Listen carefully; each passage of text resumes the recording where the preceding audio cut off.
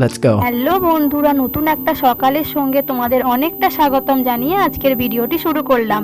দেখো সকাল সকাল কিন্তু আমাদের পুজো হয়ে গেছে। এরপর কিন্তু আমি একটা শিবলিঙ্গ বানাবার জন্য বসে পড়েছি। তো দেখো কিন্তু লাস্ট পর্যন্ত ওটা কিন্তু আমার ভেঙে গেছে, মানে ছিল না। তো দেখো এরকমটা হয়েছিল। এবার একটু চা বিস্কুট খেয়ে নিলাম সকালবেলা। তারপরে দেখো এবার আমি এটা আবারও বানিয়ে ফেলেছি, কারণ তোমাদের দেখাতে তো হবেই রঙটা করে। তো তার জন্য এটা বানিয়ে নিয়েছি। তো দেখো সুন্দর করে কিন্তু রং করে নিচ্ছি, আর তোমরাও খুব সহজেই এটা বানিয়ে নিতে পারবে।